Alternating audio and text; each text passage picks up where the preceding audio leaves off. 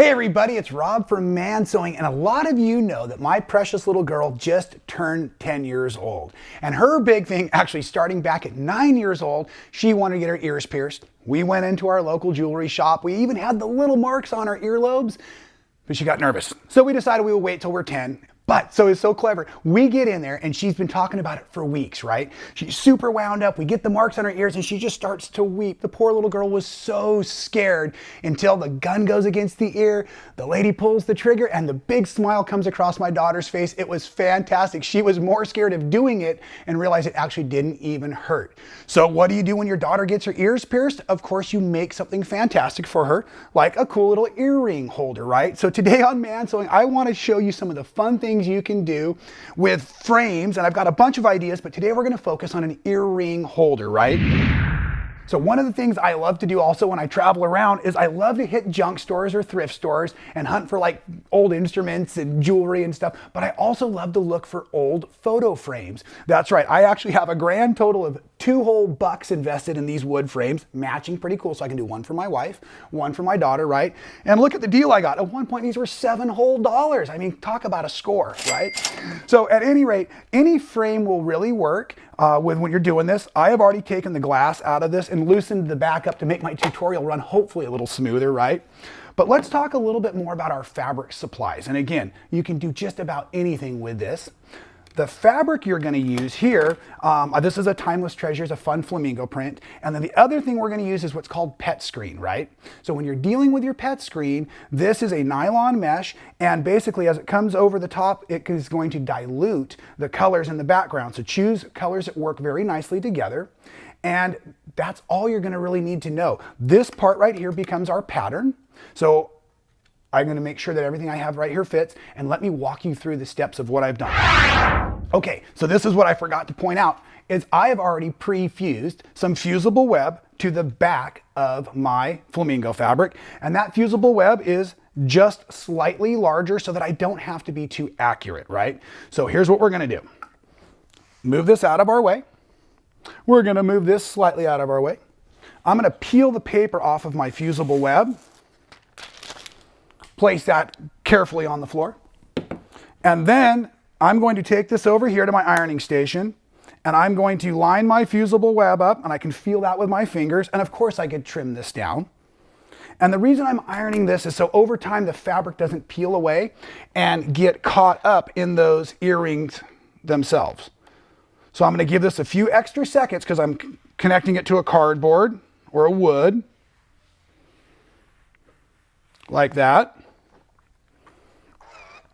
And then I'm just going to lay this over.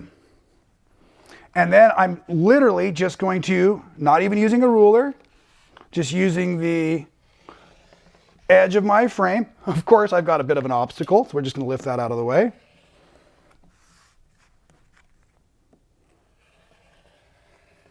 Okay, close that up, keep yourself safe, right? Now, the next thing you're going to want to do while you're working on this is you're going to want to get your pet screen ready. And when I'm going with my pet screen, I'm not using my frame back for my measurement. I'm actually using the inside of the frame itself. And the inside of the frame itself, I don't know if you can tell or not, but what I've actually gone ahead and done is I've folded this over. And the reason I had folded it over after I measured it is so that it would try to loft out like right, so it was easier to stick the earrings in it. So what I really did is I first looked at this.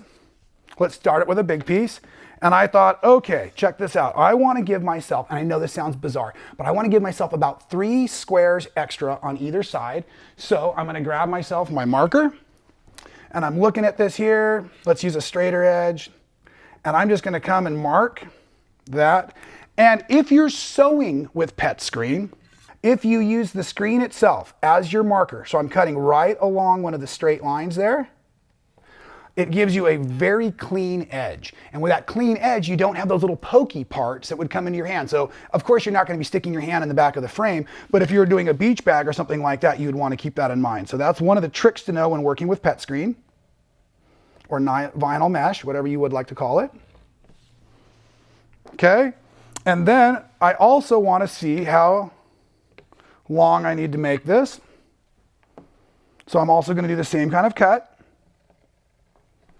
Now, the nice thing about this kind of craft work is accuracy is obviously not very important at all, right? And this is very inexpensive kinds of materials you're probably working out of your stash. So if you had to recut something, take a deep breath, pour yourself another cup of coffee, you'll be just fine, right? It's nice and easy. So this thing here is going to fit just like that in there.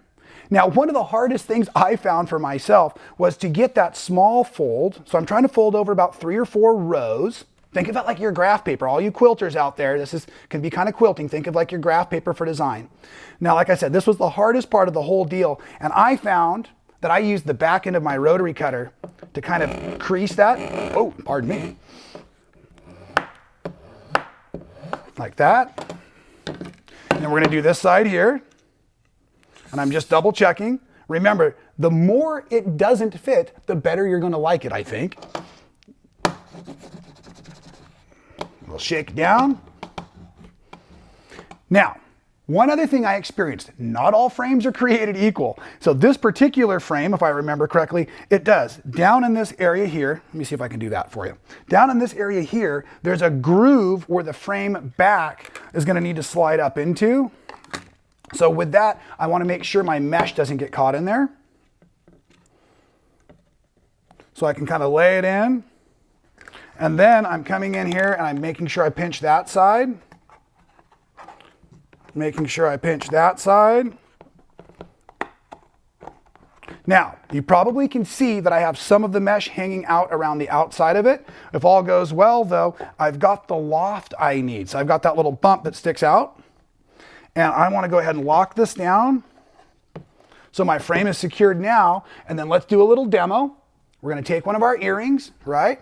And we're going to make sure it can fit down in there nice. So you can see how awesome this works out. Basic, super easy, a stash burner for sure. One last thing I want to point out is when you first get it assembled, sometimes the mesh is sitting back in the frame. So I've used a stiletto in the past, just a sharp, pokey object. A safety pin will also work nicely. And you can get under the screen and kind of lift it out if you were to need to, right? So that's the way it works. Now, I need all of your help. Of course, you know I love my family and I try to do great things for my wife and my daughter and my son.